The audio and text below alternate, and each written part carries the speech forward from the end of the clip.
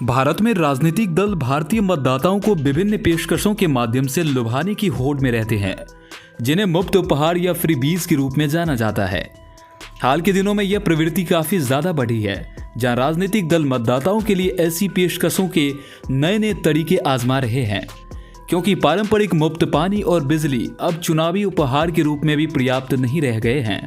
Freebies के इर्द गिर्द उभरा यह राजनीतिक संवाद कई खतरे रखता है, क्योंकि यह स्वतंत्र और निष्पक्ष चुनावों के आधार को पर्याप्त रूप से प्रभावित करता है।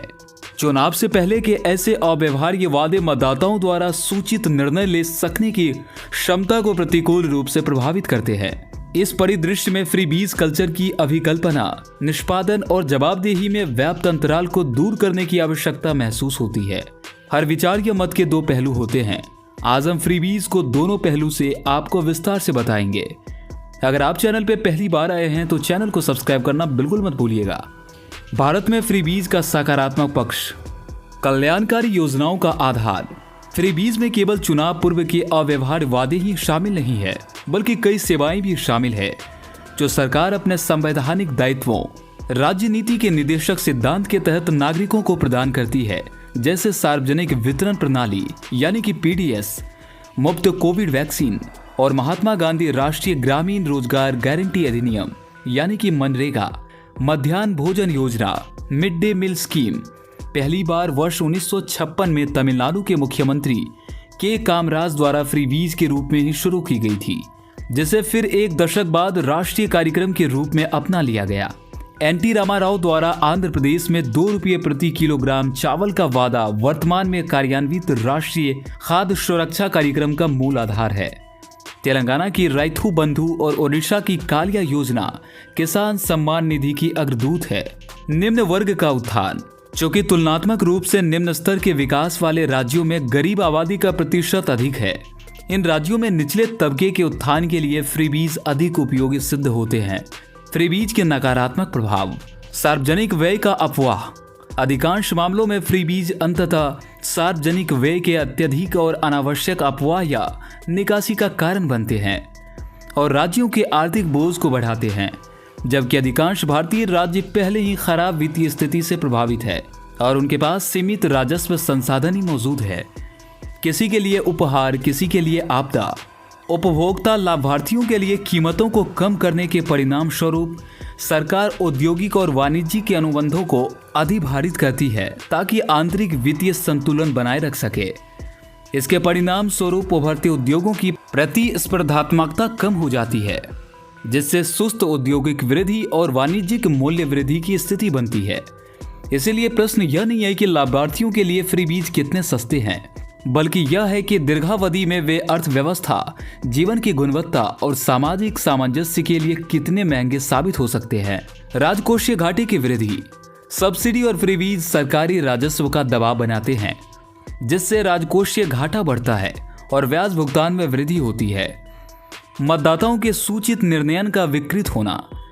चुनाव अभियानों के दौरान विवेकहीन फ्रीबीज की पेशकश और वितरण के रूप में अनियंत्रित लोक लुभावनवाद प्रायः मतदाताओं को, विशेष रूप से वंचित वर्ग के मतदाताओं के मन में पूर्वाग्रह उत्पन्न करता है, क्योंकि वे फ्रीबीज के लोभ में बह जाते हैं और इससे अपना प्रतिनिधि चुनने की उनकी सूचित निर्णय क्षमता प्रभावित होती है।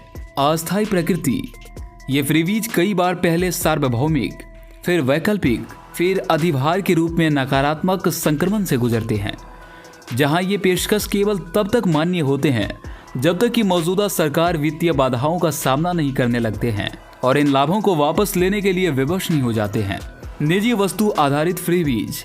निजी वस्तुओं और सेवाओं, प्राइवेट गुड्स एंड सर्विसेज पर फ्रीबीज कोई वास्तविक सामाजिक लाभ उत्पन्न नहीं करते। उदाहरण के लिए बिजली का मुफ्त वितरण कोई सामूहिक सामाजिक लाभ प्रदान नहीं करता है, इसीलिए इसे निजी वस्तु के रूप में देखा जा सकता है। सार्वजनिक वस्तुएं बनाम मेरिट वस्तुएं बनाम निजी वस्तुएं। अर्थशास्त्र में उत्पाद या सेवाएं 3 प्रकार की होती है। सार्वजनिक वस्तुएं, पब्लिक गुड्स, ये उपभोग में गैर अपवर्जित, नॉन एक्सक्लूडेबल और गैर प्रतिद्वंदी, नॉन राइवल होते हैं, जैसे राष्ट्रीय रक्षा, खाद्य नियंत्रण प्रणाली, रेलवे, राजमार्ग और कोविड पर सूचना आदि। ऐसी सेवाओं का स्वामित्व व्यक्तियों के पास होना कठिन है। भले ही वे इनके लिए भुगतान करने को तैयार हों, और ये आवश्यक रूप से सरकारों द्वारा प्रदान की जाती है।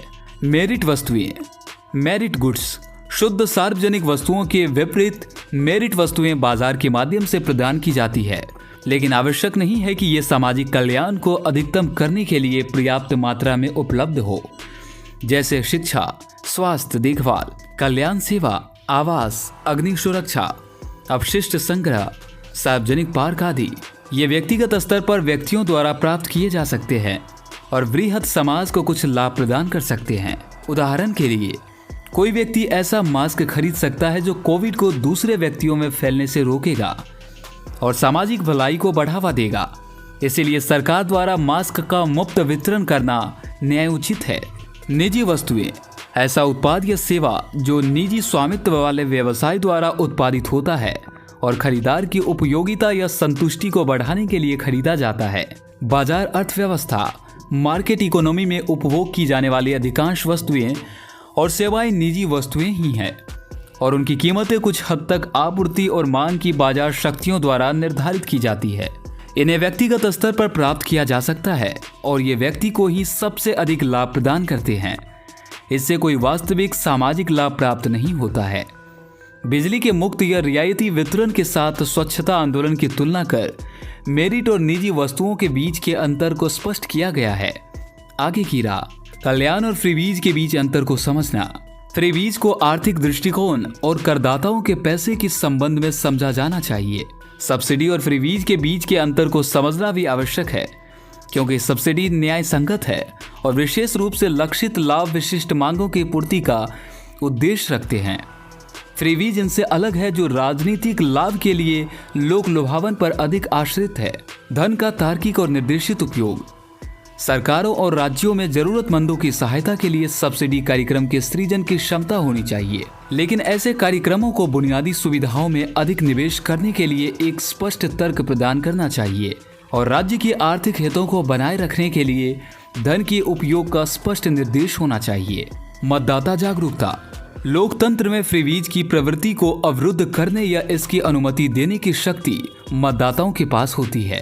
तर्कहीन फ्रीबीज को विनियमित करने और यह सुनिश्चित करने के बीच आम सहमति की आवश्यकता है कि मतदाता तर्कहीन वादों से प्रभावित न हो। इसके लिए मतदाता वर्ग की ओर से शाश्वत सतर्कता की आवश्यकता है। सरकारी संघवाद को सुदृढ़ करना।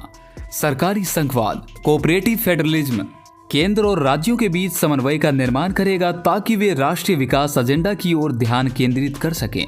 यह तर्कहीन राजनीतिक एजेंडा की आवश्यकता को कम कर सकता है और राष्ट्र को समग्र रूप से सामूहिक विकास की ओर ले जा सकता है। न्यायिक हस्तक्षेप, इस विषय पर संसद में एक रचनात्मक बहस और चर्चा कठिन है, क्योंकि फ्रीबीज संस्कृति प्रत्यक्ष या अप्रत्यक्ष रूप से प्रत्येक राजनीतिक दल पर प्रभाव रखती है।